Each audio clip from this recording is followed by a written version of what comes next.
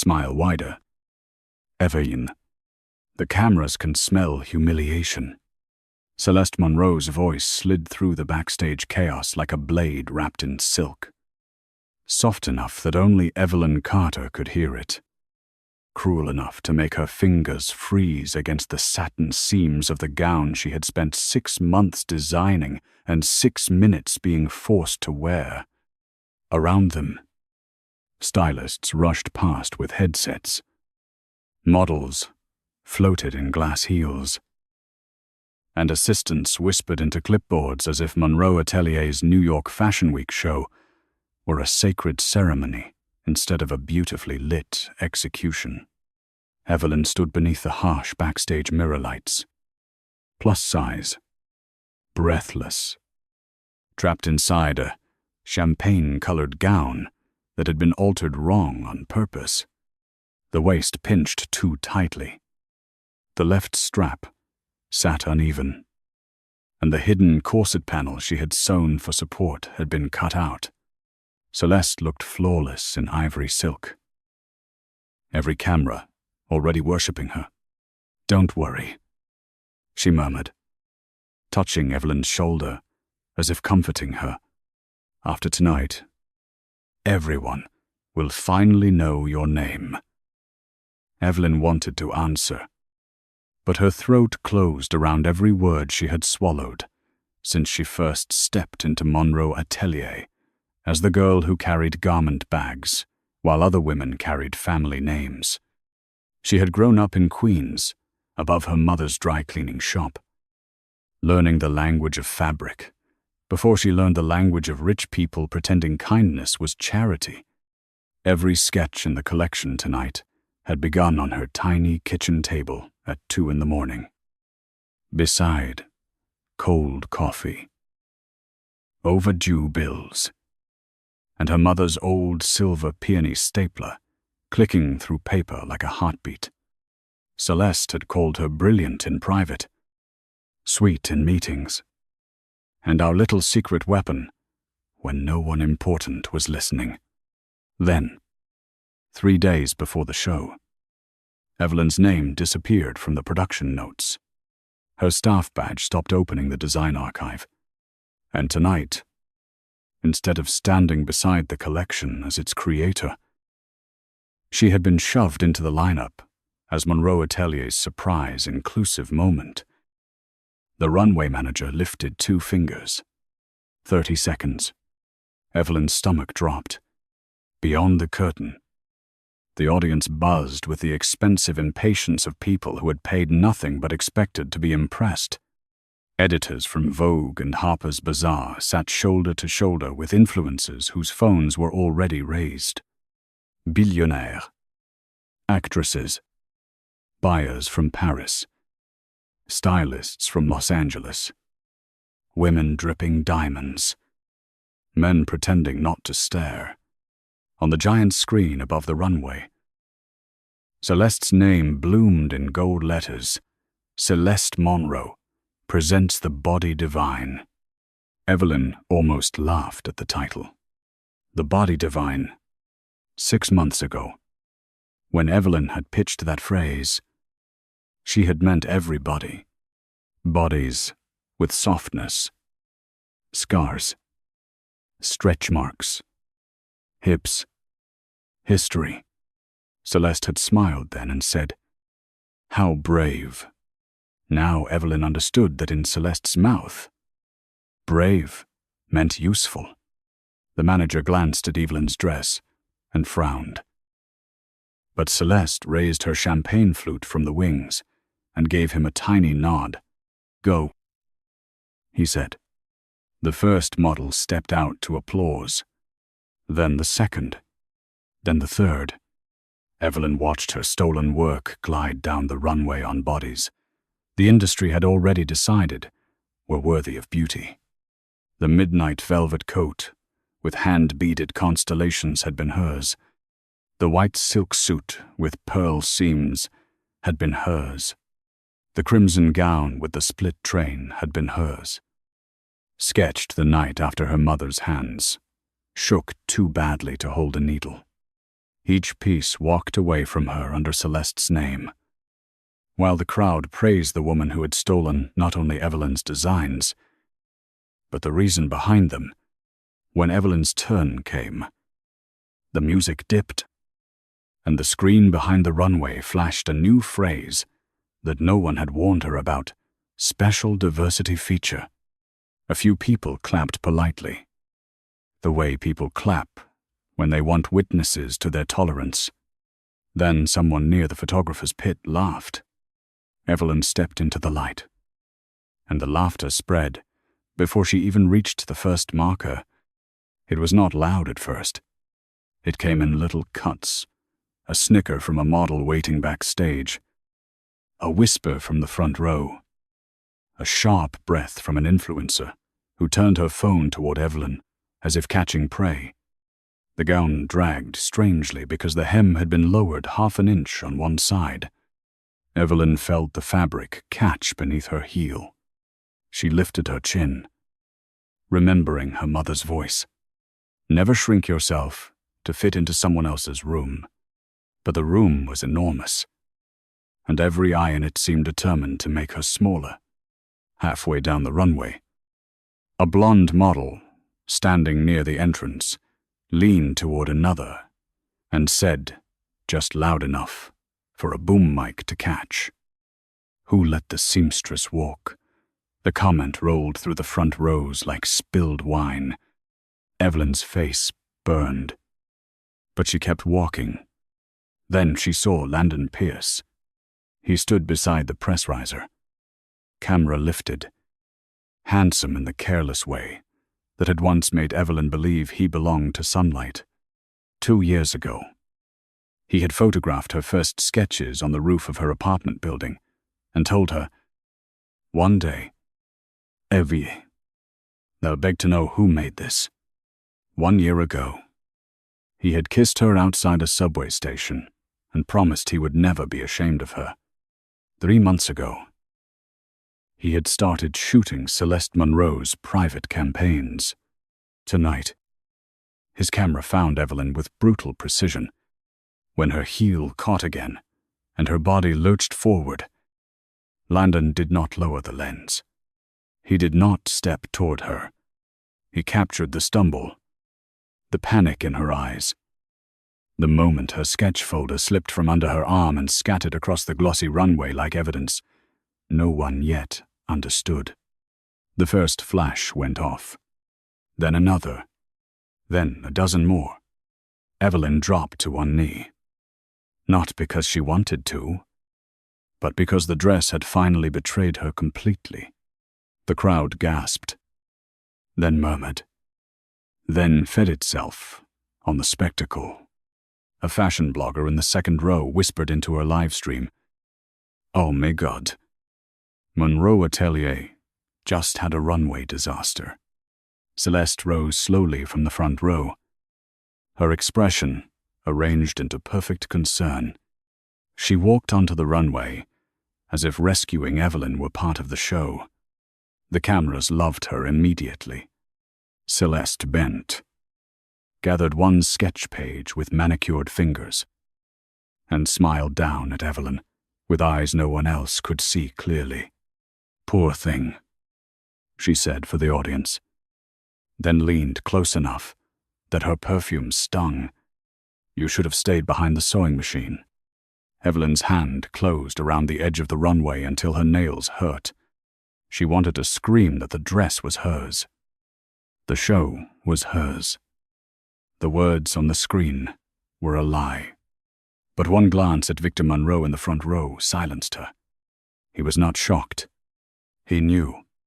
A single sheet from Evelyn's sketch folder slid past Celeste's heel and stopped near the black shoes of a man seated at the end of the front row.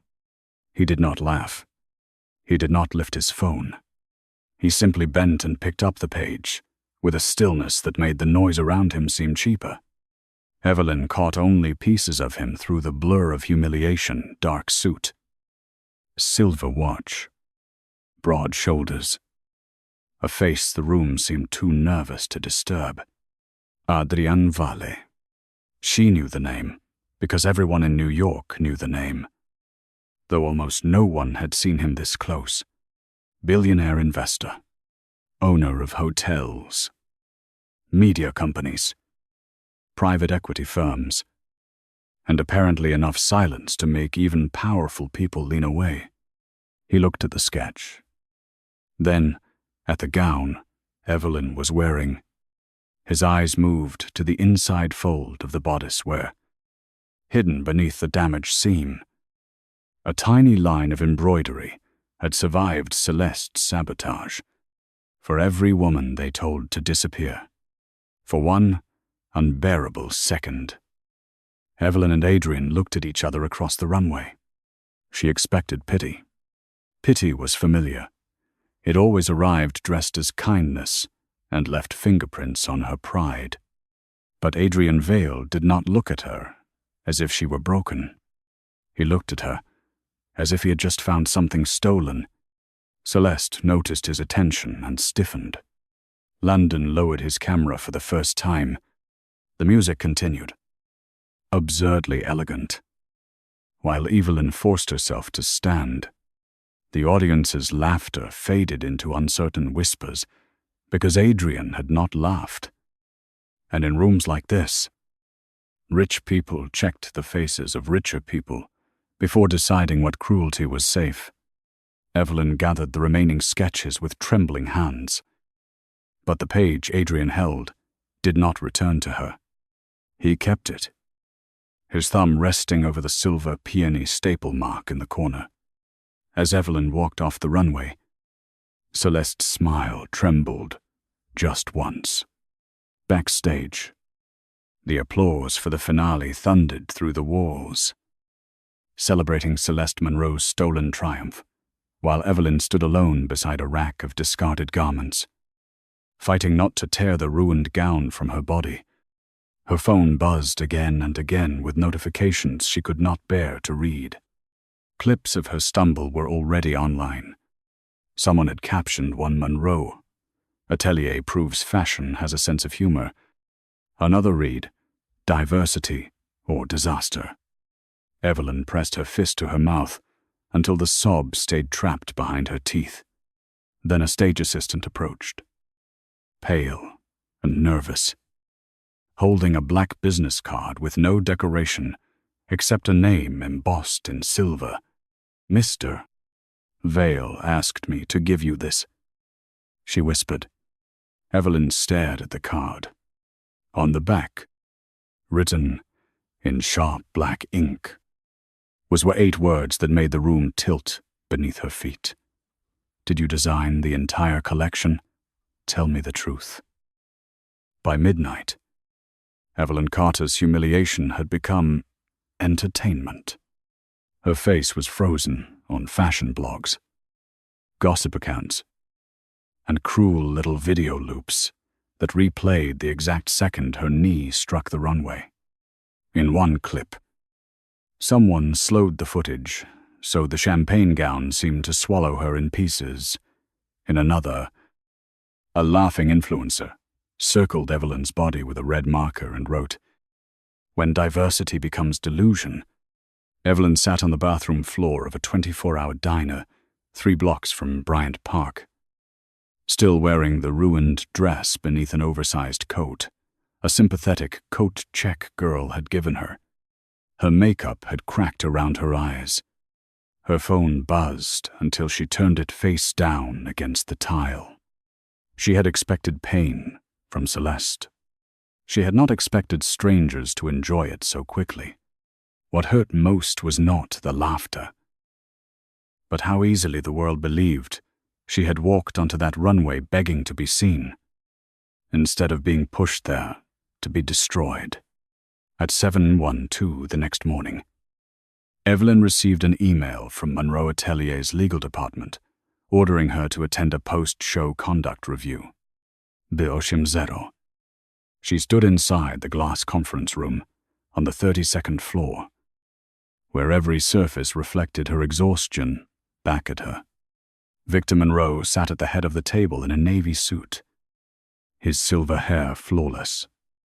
His expression, carved from old money, and practice disappointment. Celeste sat beside him, pale and delicate, as if she had suffered the previous night instead of orchestrated it. A lawyer Evelyn had never met pushed a document across the table. "This is a mutual separation agreement," he said. "It includes a modest severance package, a non-disparagement clause, and a promise that you will not make false claims regarding authorship of Monroe Atelier intellectual property." Evelyn stared at the paper, then at Celeste. "False claims," she whispered. Celeste lowered her eyes. "Evelyn, please don't make this worse for yourself." Victor sighed, as though Evelyn were a stain he had been patient enough to tolerate. "You were given an opportunity many women would have been grateful for. Instead, you created a spectacle." Evelyn's hands trembled, but she kept them flat on the table. "That spectacle was your daughter cutting the support panel out of my dress." Celeste flinched beautifully. Right on cue. And the lawyer's pen stopped moving. "Daddy," Celeste said, voice breaking. "I told you she might say something like this." Victor turned toward Evelyn with cold, tired eyes. "My daughter spent 2 years building this collection." The lie was so enormous that for a second Evelyn could not breathe around it. "No," she said. "I designed every piece. The velvet coat, the pearl suit, the crimson split train, the gown she wore for the finale. I have sketches, timestamps, fabric orders," the lawyer interrupted gently, "which somehow made it crueler. Your access to company systems was terminated last night due to misconduct. Any documents removed from the premises may constitute theft." That was when Evelyn understood the trap had been built long before the runway. The locked archive, the missing credits, the sudden request that she bring her personal sketch folder backstage. Celeste had not panicked and improvised. She had planned every inch of Evelyn's fall, including the room where Evelyn would be forced to apologize for bleeding. "I'm not signing this," Evelyn said, pushing the document back. Victor's expression hardened. "Then you leave us no choice." Celeste reached across the table, as if she meant to touch Evelyn's hand. But Evelyn pulled away before those perfect fingers could perform compassion. "Evie," Celeste whispered, using the nickname she had no right to use. "People already think you embarrassed yourself for attention. Don't make them think you're unstable, too." Evelyn stood so fast, her chair scraped the glass floor. The lawyer slid a folder toward Victor, and Evelyn saw printed screenshots inside her, crying backstage. Her reaching for scattered sketches, her body twisted mid-stumble, Landon's photographs. Her stomach turned cold. She found Landon waiting by the elevators, camera bag over one shoulder. Shame nowhere on his handsome face. For a terrible moment, the memory of who he had been rose up before the man. He had become the boy who bought her dollar pizza after late shifts. The man who said her sketches made him believe in beauty again. The lover who traced the stretch marks on her hip and called them lightning. Evelyn stopped in front of him, holding herself together by force. "Tell me you didn't give them those photos." Landon looked away first, and that was answer enough. Celeste needed documentation. He said, "They were going to say you sabotaged the show. I was trying to keep it professional." Evelyn laughed once. Broken and sharp. "Professional. You photographed me falling because your girlfriend needed evidence." His jaw tightened. "Don't do that. You and I ended months ago because you started sleeping with the woman who stole my work." His face darkened. You were never built for this world.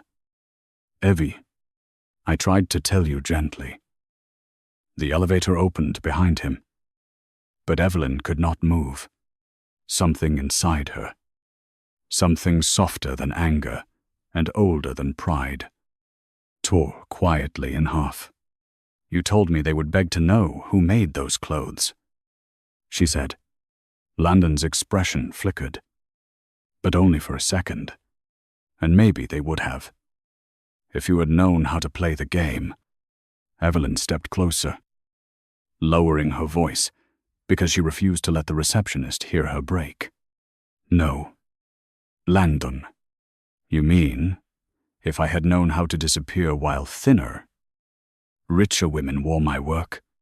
He said nothing. That silence convicted him more deeply than any confession. Then his phone buzzed, and Celeste's name lit up across the screen. Evelyn saw the little heart beside it. She had once been saved in his phone as Evie Rooftop. Now she wondered when he had changed it, and whether he had smiled while erasing her. The elevator doors closed between them before she could ask. By afternoon, Monroe Atelier released an official statement. It praised Celeste's groundbreaking collection, regretted that one participant's emotional distress distracted from the artistry, and emphasized the brand's commitment to responsible inclusion. Evelyn read it from a bench outside Penn Station, with her coat collar pulled high and her sketch folder clutched to her chest like a child. Her employee badge no longer worked. Her email had been deactivated. Her rent was due in 9 days. Her mother, who had retired to Florida after arthritis stole the steadiness from her fingers, called 3 times. But Evelyn could not answer because she knew one gentle baby would finish what Celeste had started. Then a black town car pulled up beside the curb. Evelyn stiffened, ready to run, until the rear window lowered and a woman in a gray suit leaned out. Miss Carter, my name is Naomi Brooks. I represent Adrian Vale. Evelyn's fingers tightened around her folder. I'm done being handled by rich people. Naomi nodded once. Then don't let us handle you. Let us listen. Evelyn almost walked away. But Naomi held out the missing sketch page from the runway, sealed carefully in a transparent sleeve. The silver peony staple still shone in the corner. Mr. Vale asked me to return what belongs to you. Naomi said. He also asked me to tell you that Monroe Atelier's servers were backed up to an outside vendor 6 weeks ago during a cybersecurity audit. Deleted files may not be as deleted as someone hopes. Evelyn stared at her. The city roared around them. Taxis honking. People brushing past with coffee and briefcases. And the world continuing as if her name had not been stolen in front of everyone. Why would he care? She asked. Naomi's face softened, but not enough to reveal anything dangerous. Because he recognized the embroidery inside your gown. Evelyn's breath caught. No one was supposed to notice that line. It had been hidden under the lining, stitched by hand the night she finished the piece, for every woman they told to disappear. Did you design the entire collection? Naomi asked. Evelyn looked at the sketch page, then at the town car, then at the building where Monroe Atelier glittered above the avenue like a locked castle. Yes, she said. Every single piece. Naomi brought her not to Vale Holdings, but to a quiet, private library inside a hotel Adrian owned near Central Park. The room smelled of polished wood, rain-dark wool coats, and old paper. Adrian Vale stood by the window with Evelyn's sketch page in his hand. His jacket removed. His shirt sleeves rolled once at the wrist. In daylight, He seemed less like a billionaire from a headline, and more like a man who had trained himself not to react because reaction had once cost him too much. "Miss Carter," he said. "Thank you for coming." Evelyn stayed near the door. "I haven't agreed to anything." "Good," Adrian replied. People who agree too quickly are usually frightened or lying. She did not know what to do with that. So she said, the only thing she still had. "I designed the collection." Adrian placed the sketch on the table between them with almost ceremonial care. "I know." Evelyn's anger rose. Sudden and offensive. "No. You don't. You saw one page." He turned a laptop toward her. On the screen was a digital concept board from Monroe Atelier's archive. Time-stamped, under Celeste's name. But the first thumbnail showed Evelyn's own handwritten note in the corner, adjust for movement. Not apology. For the first time since the runway. Evelyn sat down because her knees could not be trusted. Adrian did not crowd her. Naomi placed a glass of water beside her and stepped back. "There are backups," Adrian said. "Not enough yet to prove everything publicly, but enough to show a pattern. Your files were duplicated, renamed, and transferred to Celeste Monroe's executive account. The earliest transfers began 3 months ago." Evelyn closed her eyes. 3 months ago. Landon had started spending late nights at Celeste's studio. 3 months ago. Celeste had begun asking Evelyn to leave sketch folders on her desk for review. 3 months ago. Evelyn had still believed hard work could protect her from people born with keys. She opened her eyes. "There's a page missing from my folder. The finale gown. The real one. Before Celeste changed it." Adrian's expression sharpened. "The dress she plans to wear at the American Fashion Council Gala." Evelyn nodded slowly. "She's not done. Last night was not just about stealing the collection. It was about making sure that when I spoke, no one would believe me." Adrian looked toward the window, where the city moved beneath them in clean lines of glass and money. For a moment, Evelyn saw something pass through his face that was not business. It was grief, old and disciplined, appearing only because it had found a familiar shape. "You're right," he said. "Celeste Monroe is not done." Evelyn folded her hands around the glass of water to hide their shaking. "Then, what do you want from me?" Adrian turned back. "The truth.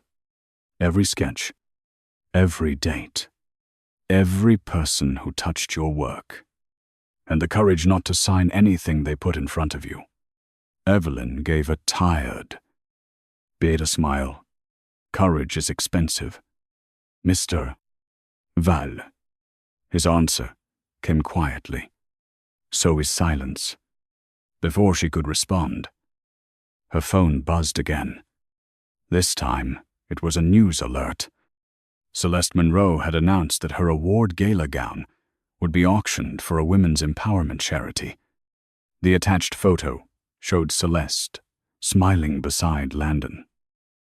One hand resting on the missing sketch page, Evelyn had drawn at her mother's kitchen table. Under the headline, Celeste's quote read, "This collection is for every woman who refuses to disappear." Evelyn stared at Celeste Monroe's quote until the words blurred into something almost obscene. "This collection is for every woman who refuses to disappear." Her own sentence, stolen from the lining of a gown, Celeste had butchered, now sat beneath a glossy press photo, like a jewel in the wrong crown. Landon stood beside Celeste in the image, his camera strap visible, his smile carefully modest, as if he had merely documented greatness instead of helping bury its real author. Evelyn set the phone down on Adrian Vale's library table before she threw it. "She's using my words now," she said, and hated how small her voice sounded. Adrian did not offer comfort immediately, which made her trust him a little more. He simply turned the phone toward himself, read the headline, then looked at Naomi. "Preserve this. Timestamp everything. Screenshot the article. The social posts. The charity auction page. And any promotional materials using that phrase." Evelyn let out a breath that almost became a laugh. "You talk like this is a war." Adrian's eyes returned to hers. "Miss Carter, it became a war the moment they tried to make you ashamed of telling the truth." By evening, Naomi had turned the library table into a battlefield of evidence. Evelyn's remaining sketches were laid beneath soft lamps, each page protected in clear sleeves, each silver peony staple photographed from 3 angles. Beside them sat printed screenshots from Monroe Atelier's archive backups, showing file names Evelyn recognized like pieces of her own memory wearing someone else's coat. Adrian listened while she explained the collection piece by piece. The midnight velvet coat inspired by the ceiling above the Queensboro subway platform. The pearl suit designed for women who wanted armor without losing softness. The crimson split train meant to move like anger, finally becoming elegant. He asked precise questions, but never rushed her. When Evelyn's voice shook, Naomi quietly pushed warm tea toward her.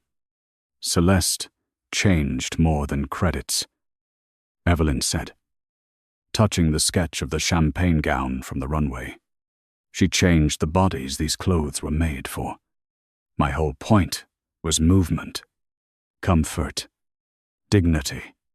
She turned them back into cages. Adrian looked down at the sketch, and something in his face tightened. "My mother used to say the same thing." The words shifted the room. Evelyn looked up. Adrian had said almost nothing personal until then, and the sudden opening felt less like confession than accident.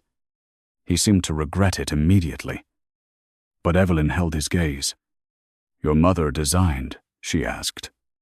Adrian was silent long enough for the rain against the windows to fill the space between them. Then he closed the laptop and said, "Come with me."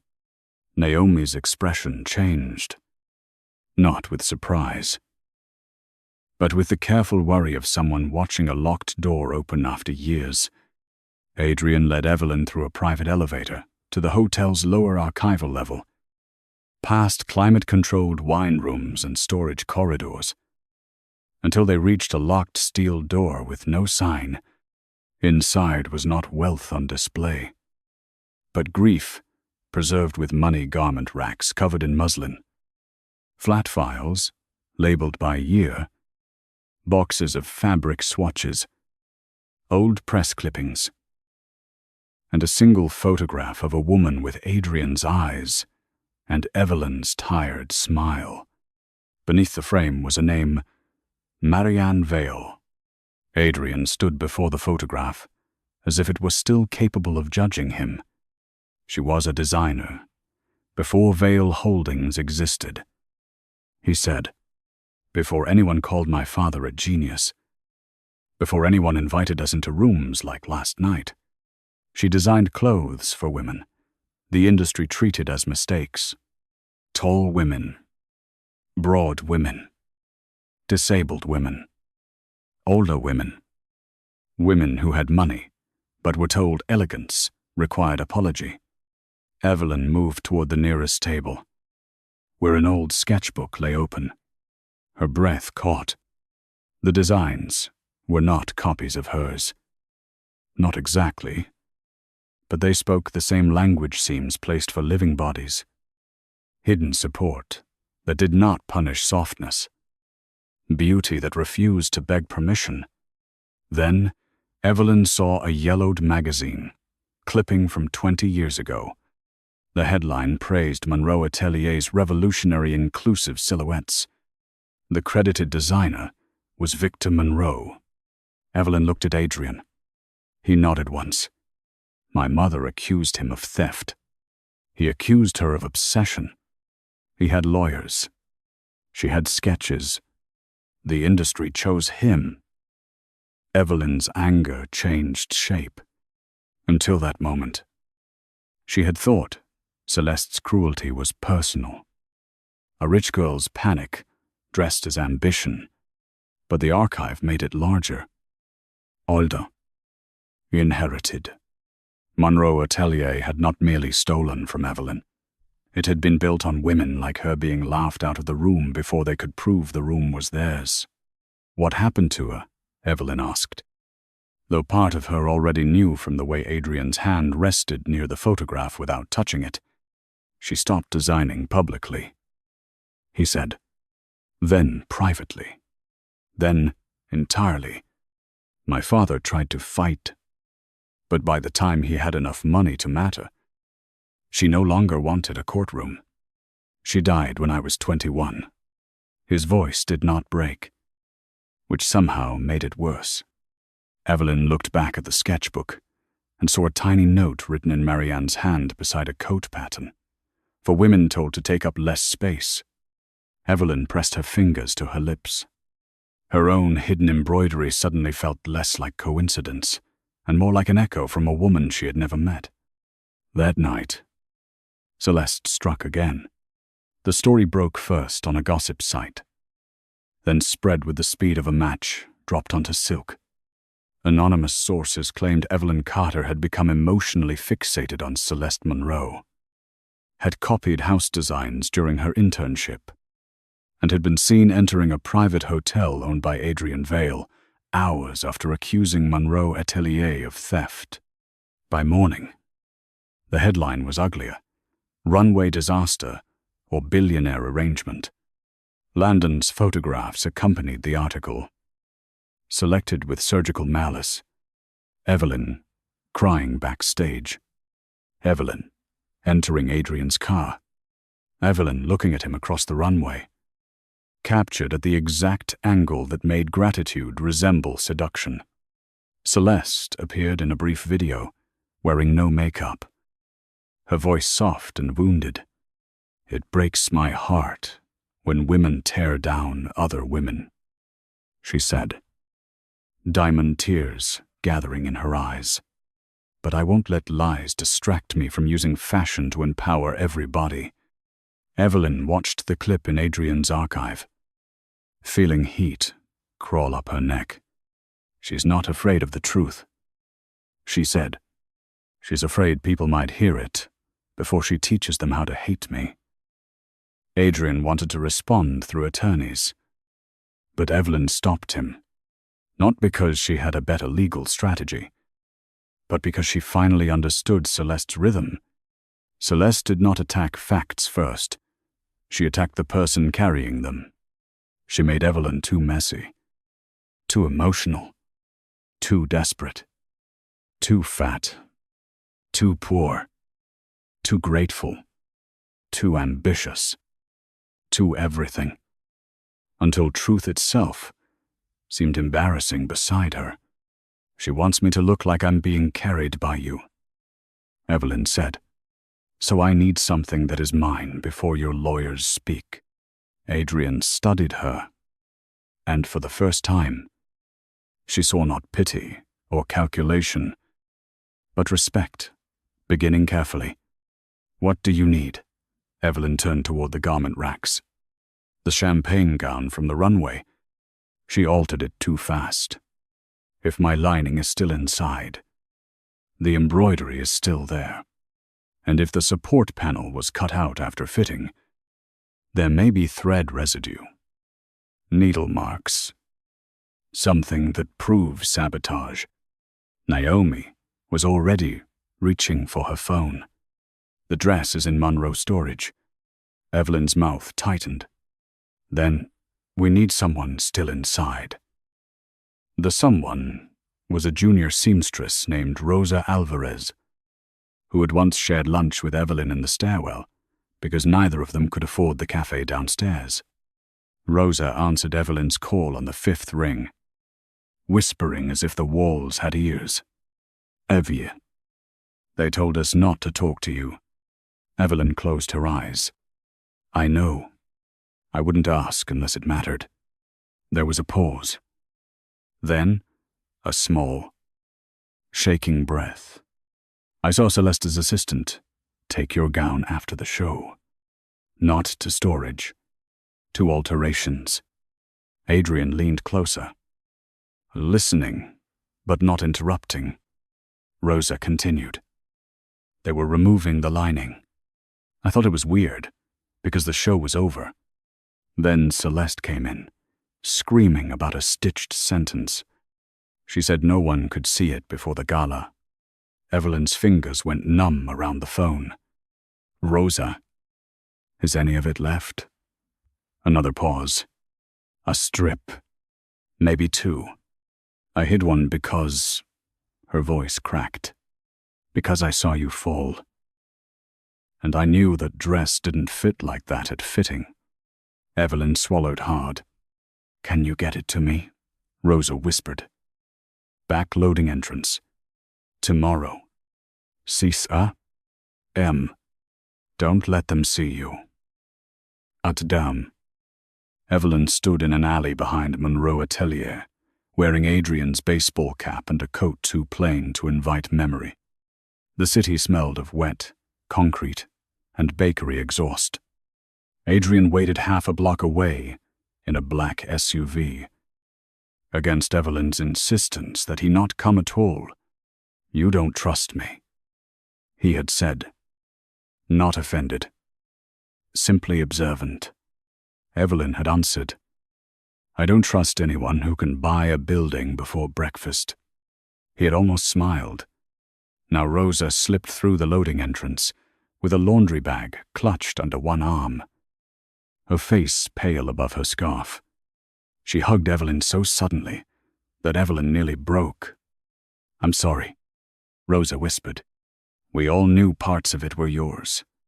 We just needed the job." Evelyn wanted to say she understood, and part of her did. But understanding did not erase loneliness. Rosa handed over the bag. Inside lay a torn strip of champagne lining, ragged at the edges. Still carrying Evelyn's small black stitches, for every woman they told to disappear. Evelyn did not cry until she was back inside the SUV.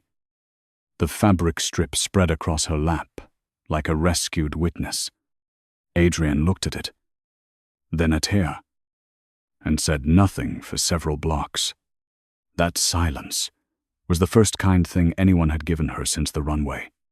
Naomi photographed the embroidery, sealed the lining, and sent copies to a textile forensics expert before Celeste's people could realize what had been taken.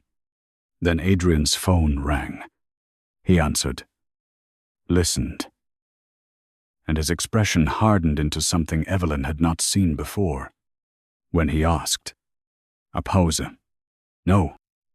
Do not move until I arrive." He ended the call and looked at Evelyn. Victor Monroe just advanced the charity auction. Celeste will wear the finale gown at the American Fashion Council Gala in 48 hours. Then sell it on stage as the symbol of her collection.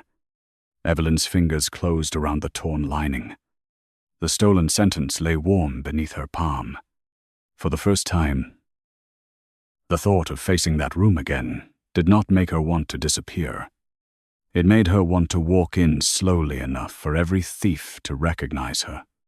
The American Fashion Council Gala glittered like a temple built for people who had never been told no.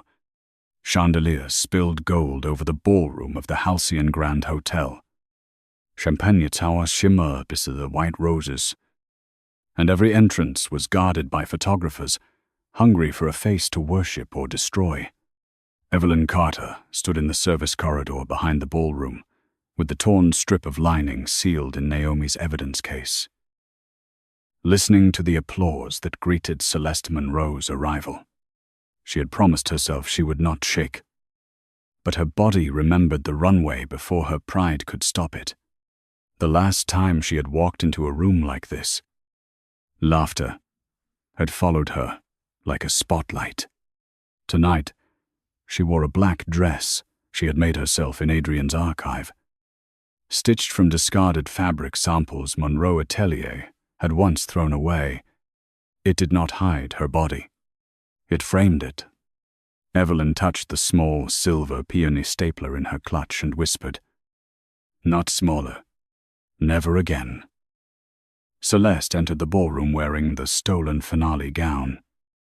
And for one cruel moment, Evelyn forgot how to breathe. The dress was everything she had drawn at her mother's kitchen table.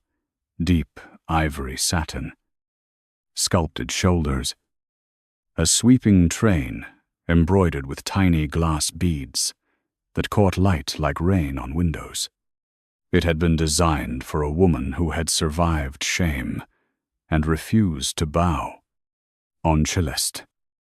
It looked expensive, but hollow, like a confession spoken by someone who did not understand the language. Victor Monroe walked beside his daughter, accepting congratulations before anyone had given them, while Landon Pierce moved backward through the crowd, photographing Celeste from below to make her look mythic. Designer of the year. Someone called. Celeste smiled with practiced modesty. "Tonight belongs to every woman who has ever been underestimated," she said to the cameras. In the corridor, Evelyn's fingers tightened around her clutch, so hard the metal edge bit her palm. Adrian appeared beside her without sound, dressed in a black tuxedo that made even the hallway seem underdressed. "You can still choose not to go in," he said quietly. Evelyn looked at him, expecting pressure, strategy, maybe a reminder of evidence and timing. Instead, he gave her the one thing no one at Monroe Atelier had ever given her: a choice that almost broke her more than cruelty. "If I don't go in," she said, "they'll tell the story for me forever." Adrian nodded once. "Then we go in when you're ready." She studied him as fate. "Not when your lawyers are ready. Not when your acquisition team is ready." His mouth softened at the edge. "They've been ready for 20 minutes. I was waiting for you." Evelyn turned toward the ballroom doors. Beyond them, Celeste was accepting a standing ovation for a life she had stolen piece by piece. Evelyn breathed in, lifted her chin, and stepped into the light. The reaction began as confusion, then ripened into recognition. Phones rose first, then eyebrows, then whispers. Those familiar little knives, passing mouth to mouth. Evelyn heard her name in pieces. Runway girl. Disaster. Adrienne Vale. Obsessed. Poor thing. Celeste saw her from the stage stairs and froze for half a second before rearranging her face into pity. Landon lowered his camera, then raised it again, because instinct and ambition had always been stronger in him than shame. Evelyn walked slowly through the ballroom, not hiding behind Adrian, not clinging to him, not letting anyone mistake her entrance for rescue. Her black dress moved cleanly around her hips, its seams deliberate, its neckline strong, its hem steady. Someone laughed near the bar, but the sound died when Adrian followed 3 paces behind her. Evelyn almost smiled. The room still wanted permission to mock her, but the richest man there had not granted it. How fragile their cruelty looked without applause. Celeste stepped down from the stage, with the microphone still in her hand. "Evaine," she said, voice amplified across the ballroom. "Sweet enough to poison tea. I didn't know you were invited." The crowd gave a soft, eager murmur. It was the perfect line. designed to make Evelyn look like an intruder. Evelyn stopped at the edge of the stage and looked up at the woman wearing her dress. "Neither did I," she said, calm though her heartbeat thundered. But then I remembered. I created the collection being honored tonight. A gasp moved through the room. Celeste's smile trembled, then sharpened. "This is exactly the behavior we were worried about. I truly hope you get help." She turned toward the audience with wounded grace. Some people confuse proximity to art with ownership of it. Evelyn felt the old humiliation reach for her throat. Then Adrian's voice cut through the ballroom. Low and clean. "That is an interesting statement, Miss Monroe, especially from someone currently wearing stolen work." Victor Monroe rose from his table so fast, his chair struck the floor behind him. "Val, whatever this is, do it privately." Adrian walked to the stage. And for the first time that evening, every camera abandoned Celeste. "No," he said. "Your family made Miss Carter's humiliation public. The correction will be public as well." Victor's face darkened. "You have no authority here."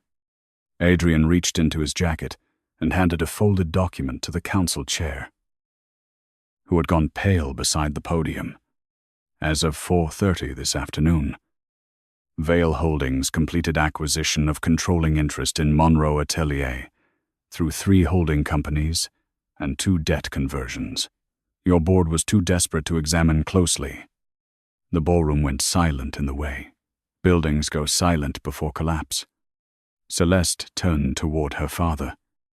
Daddy Victor did not answer. Adrian looked at him without raising his voice. "So yes, Mr. Monroe, I have authority here."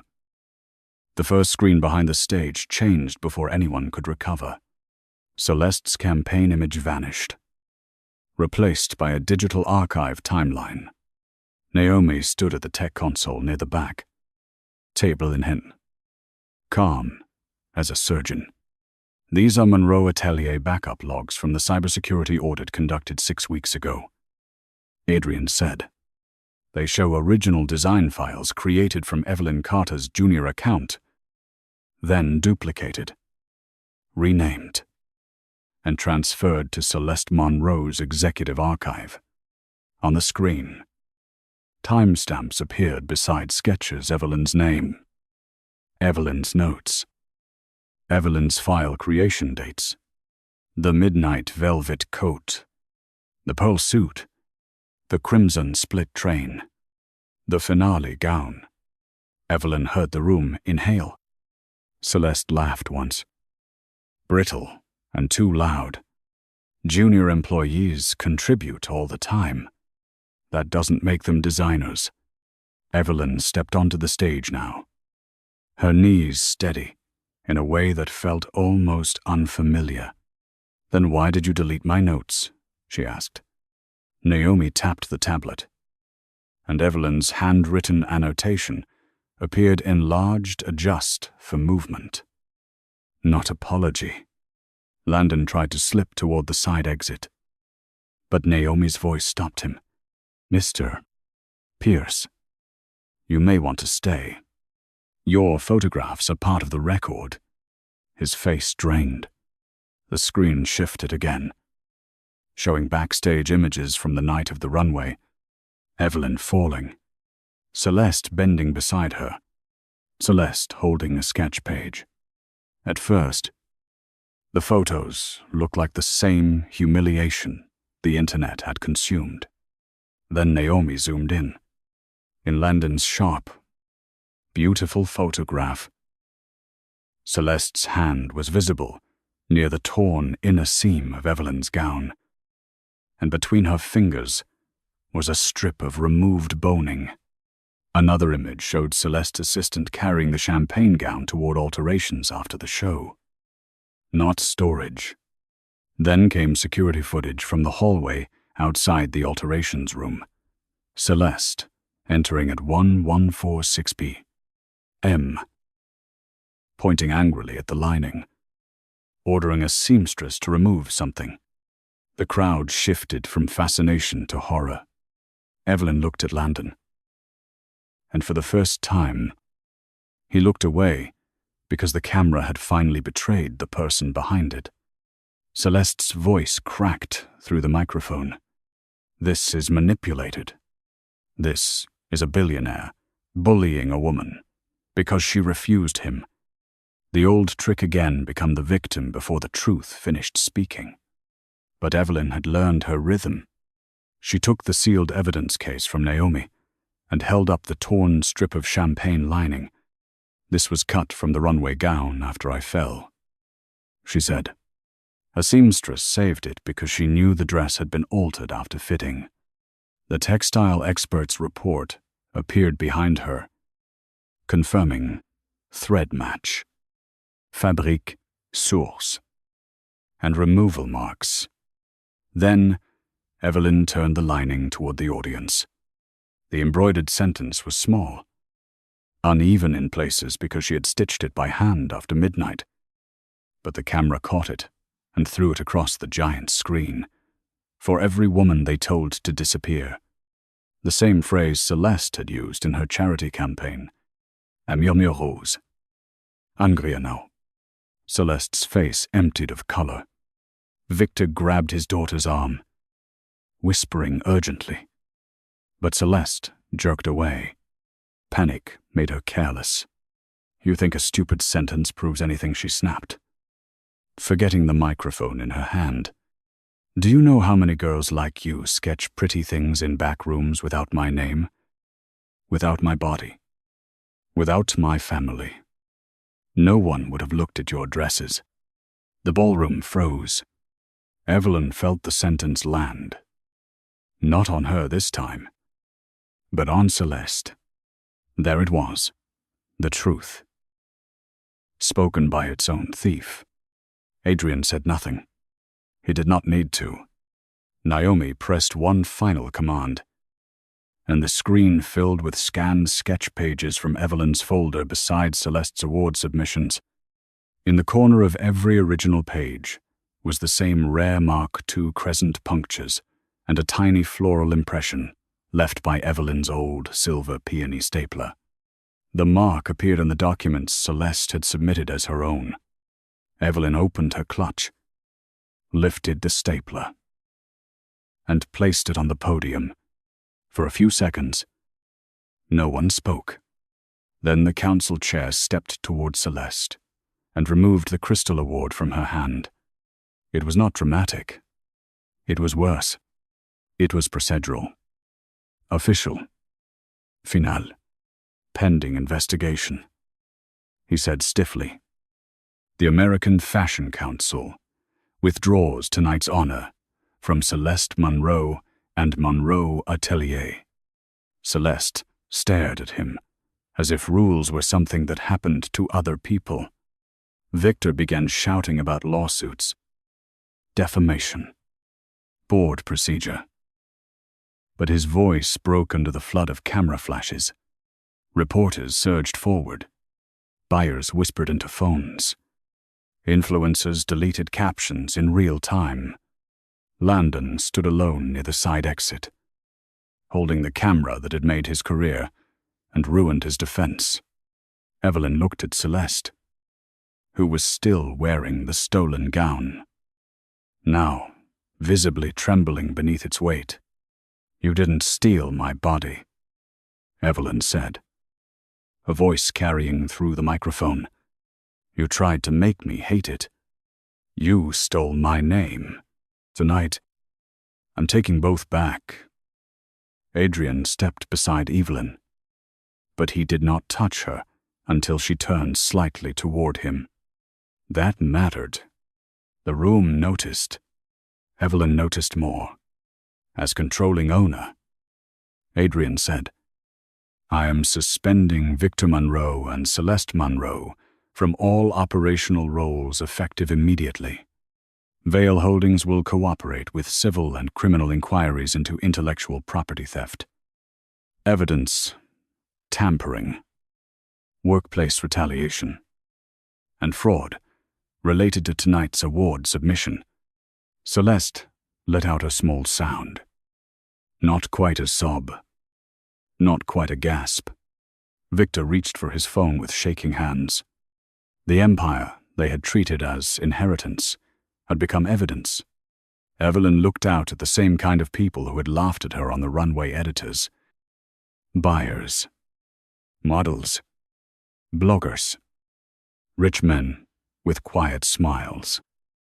Women who had learned too well how to survive by laughing with the powerful. Tonight, none of them laughed, and that silence felt like the first honest applause she had ever received. By sunrise, Celeste Munro's downfall had traveled farther than Evelyn Carter's humiliation ever had. The same accounts that had replayed Evelyn's stumble now played Celeste's confession, her words clipped and captioned in bold letters, "Without my name. No one would have looked at your dresses." Fashion editors who had laughed politely behind champagne glasses published grave reflections about accountability. Influencers deleted old jokes and posted soft-voiced apologies under flattering lighting. Monroe Atelier's official page went silent for 14 hours, then released a statement, so polished it seemed written by a machine, afraid of being sued.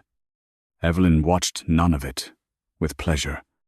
She sat in Adrian Vale's archive, wearing yesterday's black dress, the silver peony stapler on the table before her, and felt strangely hollow.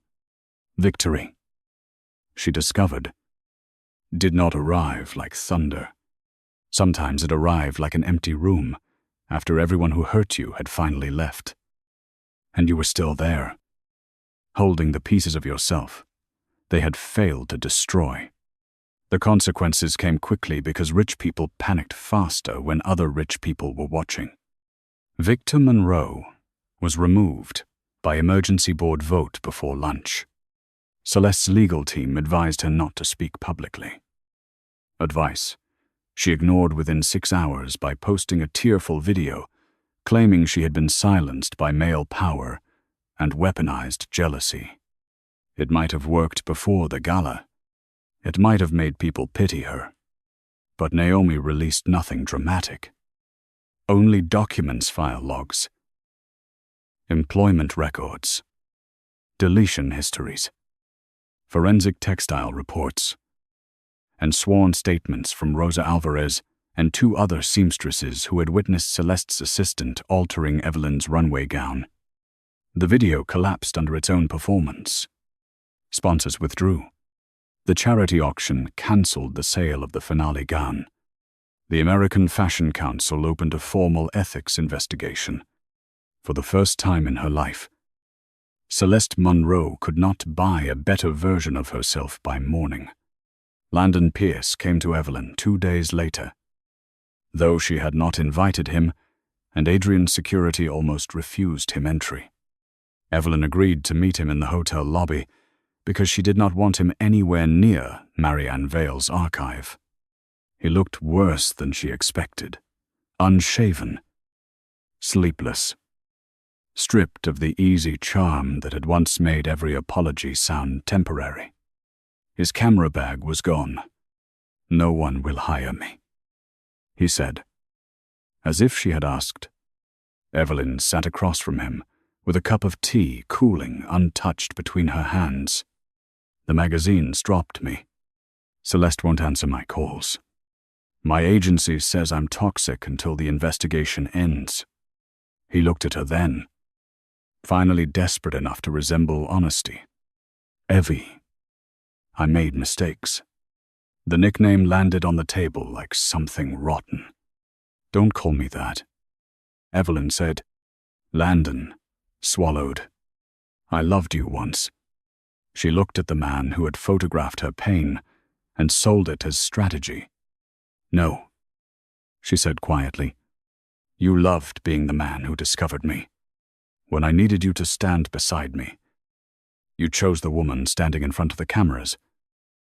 Landon cried, which surprised her less, than the fact that it did not move her. Months ago, his tears would have pulled her back into explaining, forgiving, carrying the emotional weight of both their failures. Now, she only felt tired. I was scared. He said. Celeste had access. Money. People who could make my career. Evelyn nodded. Not to comfort him, but because the truth deserved to be acknowledged even when it was ugly. And I had nothing you thought was worth risking your career for. He flinched. That's not fair. For the first time, Evelyn smiled without warmth. Fair was you taking pictures of me on my knees. He covered his face. What do you want from me? She stood, lifting her coat from the chair. Nothing. That's the point. As she walked away, he said her name once. Broken and useless. But she did not turn around. Some doors did not need to slam. Some closed forever with the soft sound of a woman choosing herself. Adrian found her later in the archive, standing before Marianne Vale's photograph. The room had become familiar in a way that frightened her, because it held both pain and possibility with equal tenderness. Landon came, she said without looking back. I know. Adrian replied. Security told me. Evelyn glanced at him. You didn't ask what happened. I assumed you would tell me if it mattered. She let out a breath that might have been a laugh in another life. You have a strange way of making silence feel respectful.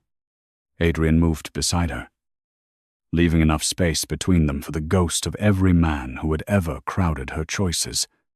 My mother used to say people mistake rescue for ownership. She hated being saved by anyone who expected gratitude as rent.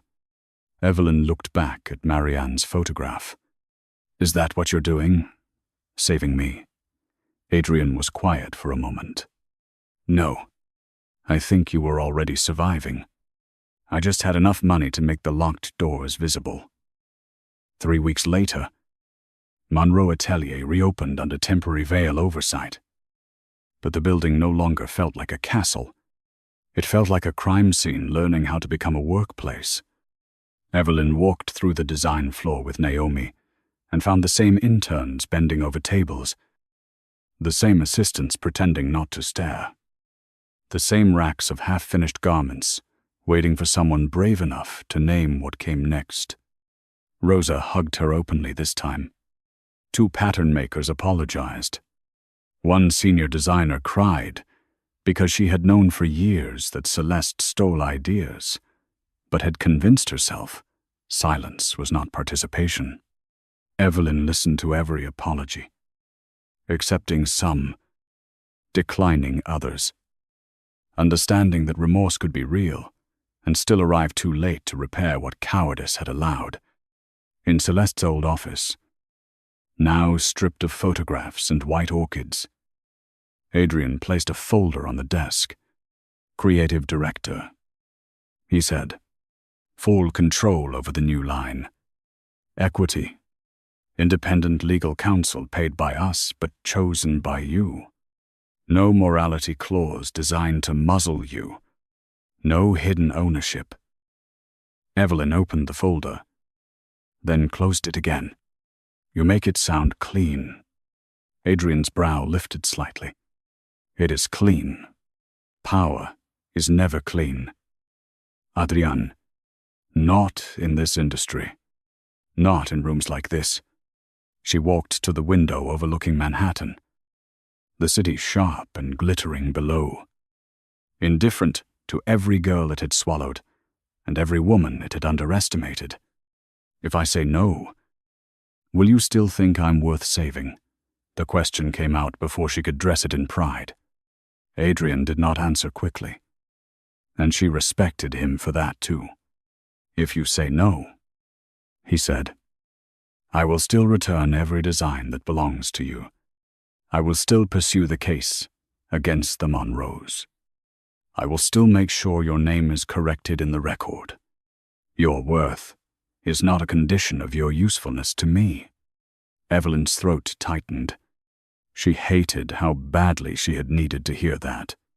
"And if I say yes," Adrian's eyes softened, "then we build something that does not require women to disappear before calling them beautiful."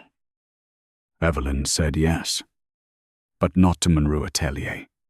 She said yes to a new name, a new structure, and a first collection dedicated to every body the old house had treated as a marketing risk. The brand would not be called Veil, because Adrian refused to stamp his name on her resurrection. It would not be called Monroe, because Evelyn refused to inherit a crown made from stolen work. After 2 nights of sketches, arguments, tears, and Rosa falling asleep on a pile of muslin, Evelyn wrote 3 letters on the glass wall of the design room. Eve, not because she wanted to shrink Evelyn into something elegant, but because she wanted the name to feel like a beginning. Eve Atelier would hire fit models across sizes, âge, mobility needs, and body types. It would credit every designer publicly. It would keep an archive of contributions no executive could quietly erase. When Evelyn announced the policy, 3 interns cried. She nearly did too, but she had work to do. The first Eve Atelier show took place 6 months after the night Evelyn fell. Adrian offered to secure the grandest venue in Manhattan, but Evelyn chose a renovated train hall in Queens, not far from the dry cleaning shop where her mother had taught her how to steam silk without scarring it. Her mother flew in from Florida with swollen hands, silver hair, and a tissue already clutched in her fist before the first look appeared. The runway was wide, not because drama required it, but because Evelyn wanted room for wheelchairs, cons, wide steps, nervous breaths, and bodies that moved differently without being treated as obstacles. Backstage, models laughed, adjusted each other's straps, and ate real food from paper plates without anyone calling it unprofessional.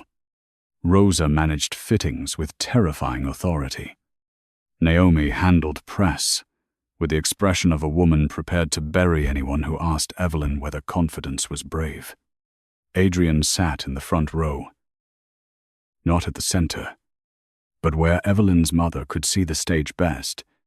When Evelyn stepped onto the runway at the end, the room stood before she reached the first marker. For one dizzy second, applause sounded too much like the roar that had followed her humiliation, and her body almost remembered fear. Then she saw her mother crying openly. She saw Rosa clapping with both hands over her mouth. She saw women in the audience touching their own hips, arms, stomachs, scars, as if asking permission from themselves to stop apologizing. Evelyn wore the restored finale gown, not the one Celeste had worn, but the original version remade for her body, with support hidden like kindness and seams that moved when she breathed. Inside the lining, the embroidered sentence remained, "For every woman they told to disappear." At the end of the runway, Evelyn paused beneath the lights and did not shrink. She smiled because the room was looking at her, truly looking, and this time no one mistook her softness for weakness. After the show, Adrian found her on the empty runway, while staff celebrated backstage. The lights had dimmed, and stray petals from the final look lay scattered across the floor like evidence of something gentler than war. "Your mother told me I'm allowed to be proud of you," he said. Evelyn laughed, surprised by the sound. "My mother tells strangers a lot of things." He stepped closer, then stopped, waiting. Evelyn closed the distance herself. "Thank you," she said. "For the doors." Adrian shook his head.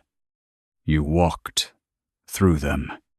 For a while, they stood in the quiet place where applause had been, not rushing to name whatever was growing between them.